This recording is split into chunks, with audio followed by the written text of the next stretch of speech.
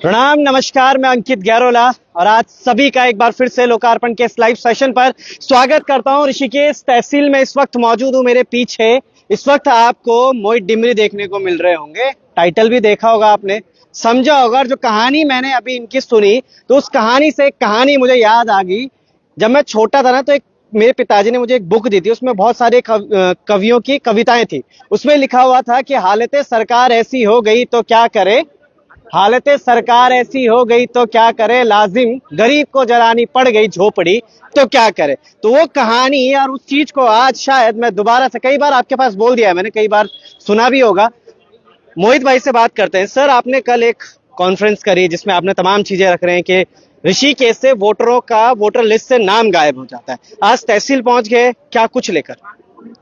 देखिए, ऋषिकेश में जो कुछ चल रहा है एक बहुत बड़ी साजिश है मूल निवासियों को उनके अधिकार से वंचित करने की।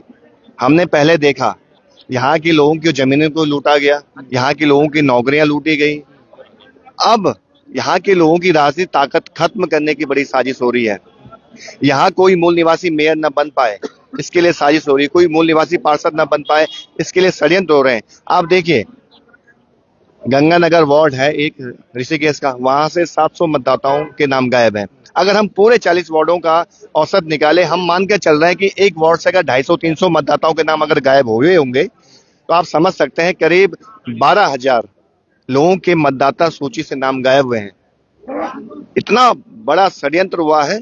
और मैं समझता हूं कि अभी मैं तो ये भी देख रहा था कि जो शहरी विकास मंत्री हैं वो दावा कर रहे हैं कि उनका जो प्रत्याशी मेयर पद पर चुनाव लड़ रहे हैं वो 100% नहीं 200% चुनाव जीत रहे हैं। तो फिर तो चुनाव जीत ही रहे हैं। मोहित भाई, आप कैसे बोल सकते हो ये बात कि ये सिर्फ मूल निवासियों का ही यहाँ पर वोटर लिस्ट से नाम हटाया गया है? ये काम तब हुआ कि जब पता चला कि मास्टर जी लड़ रहे हैं इस चुनाव में, तब ये चीजें हुई कि इससे पहले? क्योंकि आप डायरेक्टली अगर ये बोल रहे हो कि मूल निवासियों का ही वोटर यहाँ पर कटा है, तो कहीं ना कहीं सिर्फ मास्टर जी को ही नहीं बल्कि और तमाम जो कैंडिडेट्स उनको भी हानि होगी। देखिए, जो पार्षद चुनाव यहाँ पे लड़ रहे हैं, जो मूल निवासी यहाँ के हैं, जो स्थानीय निवासी हैं, उनको भी कहीं ना कहीं उनके यहाँ से भी वार्ड से नाम गायब हुए हैं। जैसे आपके वार्ड से नाम गायब हुए हैं, ये तो वहाँ के मूल निवासी हैं। जो यहाँ पर जितने लोग आए हैं यहाँ के मूल निवासी हैं।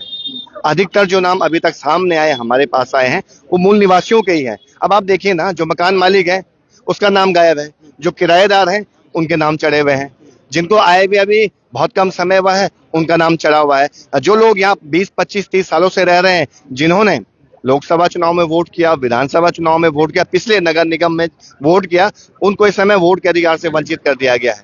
तो इसमें साजिश नहीं है तो और क्या है?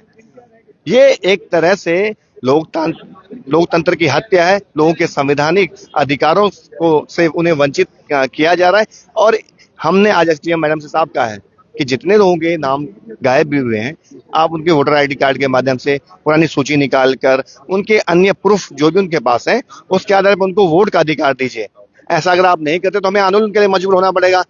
तो अभी उन्होंने समय दिया है, हमने कहा बीएलओ को बुलाइए, और भी आपके अधिकारी होंगे उनको आप बुलाइए और इसमें उन लोगों के नाम चढ़वाइए जिनके लिस्ट से नाम गायब हो गए हैं। समय कितना दिया? अब समय तो कुछ बचा ही नहीं है चुनाव के लिए। 2 दिन बाद ही चुनाव आने वाले हैं। उसके बाद भी अब समय अगर इस पे जांच होती है, जांच में तो कई दिन लग जाएंगे। इसका मतलब जो लोगों का नाम जिनका वोटर लिस्ट से हटा हुआ है वो वोट नहीं दे पाएंगे इस बार। देखिए, अभी हमने उनको कहा कि आप हमको गारंटी दीजिए कि आप यहाँ के लोगों को वोट का अधिकार देंगे। अभी उनके साथ हमारी फिर से एक दौर की मीटिंग और होनी है। हम बीएलओ को भी यहाँ पे बुलाना चाहते हैं। हम यही चाहते हैं कि जिनके नाम हटाए गए उनके नाम आप शामिल करवाइए।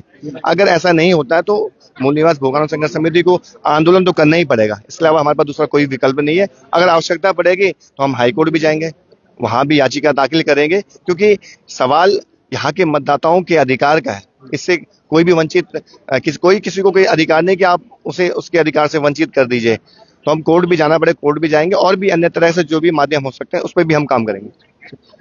अभी मैं इलेक्शन कमीशन की एक साइट देख रहा था, उसमें चेक कर रहे थे हम किस तरीके से आप वोटर लिस्ट से अपना नाम हटा सकते हैं। तो उसमें एक फॉर्म नंबर 7 के बारे में जिक्र हुआ था।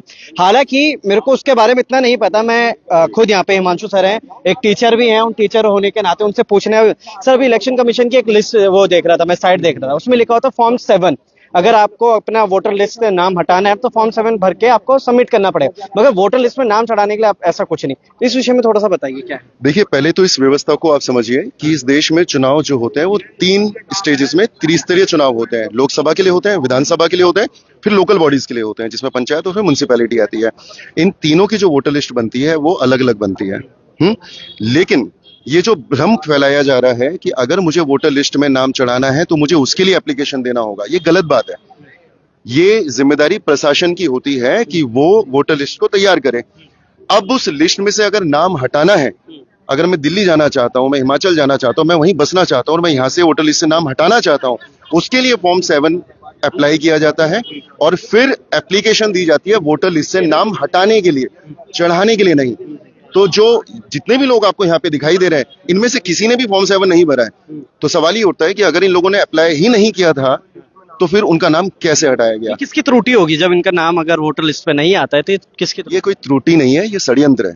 अच्छा, ये बहुत बड़ा षड्यंत्र है। अगर आप सोशल मीडिया में देखिए तो जो बीजेपी है, उसके जो कार्यकर्ता हैं, उसके जो नेता हैं, वो आज जितने भी उत्तराखंड के मूल निवासी हैं जो उनके विरोध में अपनी आवाज उठा रहे हैं, सबको रोहिंग्या कह रहे हैं। और आज उन्होंने साबित कर दिया कि हम केवल बोल नहीं रहे थे तुमको रोहिंग्या, तुमको बना दिया रोहिंग्या। उन्होंने रोहिंग्या बना दिया। अगर आप नागरिक होते हुए वोट नहीं दे सकते तो यू आर स्टेटलेस।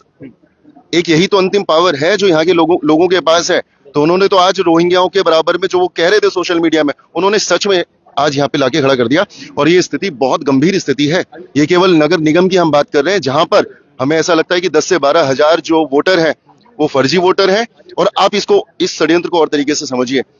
जो पॉपुलेशन साइज होता है, एक मान के चल लेते हैं कि रफली 1 लाख पॉपुलेशन साइज है, उसमें अगर ये लोग अपनी तरफ से 15,000 फर्जी वोटर ऐड करते हैं तो 1,15,000 चला जाएगा। और जैसे ही वो जाएगा तो लोगों को डेमोग्राफी चेंज महसूस होगा। इन्होंने क्या किया, 15,000 हमारे गायब किए और 15,000 फर्जी वोटर ऐड कर दिए। तो अब टोटल आंकड़ा अभी भी 1 लाख है।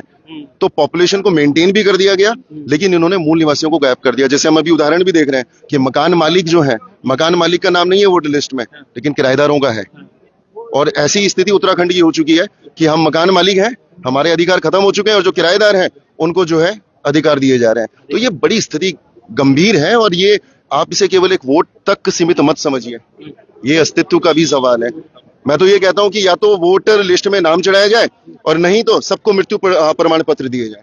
दोनों में से एक काम हो, या तो वोटर लिस्ट में नाम हो या सबको डेथ सर्टिफिकेट दिया जाए। क्योंकि लाशें हैं ना फिर हम तो, जब लोकतंत्र में नाम ही, अगर हम ये साबित ही नहीं कर सकते हम यहाँ के नागरिक हैं, तो हम या तो रोहिंग्या हैं और या हम चलते फिरते भूत हैं।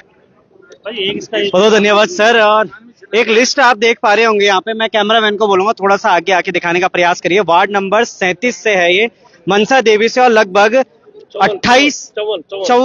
54 वोटर मेरे संज्ञान में है, जो आपके संज्ञान में ये है नहीं, जो मेरे संज्ञान में है, जो यहाँ का मूल निवासी है। और लोगों के अंदर, पब्लिक के अंदर इस बात को लेकर काफी आक्रोश है कि यहाँ का जो मूल निवासी है उसका जो है वोट काट दिया गया, वोटर लिस्ट से उसके नाम गायब है। और वोटर आईडी होते हुए भी इन लोगों के पास, सबके पास वोटर आईडी है और उसके बावजूद इनके नाम काटे गए हैं। जबकि पिछली बार निकाय चुनाव में इन लोगों ने वोट दिया, जब एमएलए के चुनाव हुए तब वोट दिया, एमपी के चुनाव हुए तब वोट दिया। और अफसोस की बात है कि हमारे जो है निकाय चुनाव में ही क्यों वोट काटे गए, ये हमें लगता है। ये ऐसा हो रहा है कि ये जो निकाय चुनाव है आज की डेट में, ये सांसदीय चुनाव लोकसभा के चुनाव से बहुत ज्यादा बड़ा हो चुका है आज के दिन पे, कि इस तरीके की बातें हो रही है। लोशन भाई हमारे साथ है। लोशन भाई, क्या कुछ कहेंगे इस विषय में, क्या कुछ चल रहा है ऋषिकेश? हालांकि हर जगह पे एक हॉट सीट बनकर सामने आ रही है, किसी भी अगर जिले की बात करें वहां पे ऐसे चीजें या खबरें सामने नहीं आ, सिर्फ ऋषिकेश से हर दिन एक नई चीज सामने आ रही है चुनाव को लेकर। इस विषय में क्या कहेंगे? देखिए, ये बहुत बड़ी साजिश है। और एक और शासन प्रशासन मतदाता जागरूक अभियान के ढोल बजाता है, और धरातल में अब अभियान चल रहा है मतदाता हटाओ अभियान। जिस तरह से एक सुनियोजित साजिश के तहत मूल निवासियों को यहाँ से वोट देने के अधिकार से वंचित किया जा रहा है, ये साफ साफ दर्शा रहा है कि किस तरह से शासन प्रशासन सरकार से मिल चुकी है।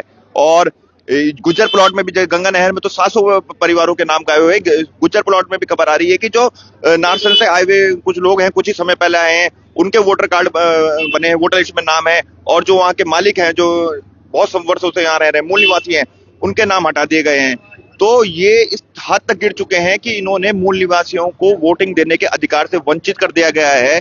और जो मूल निवासी नहीं है, जो कुछ ही समय पहले आ रखे हैं, उनको वोट देने का अधिकार दिया जा रहा है।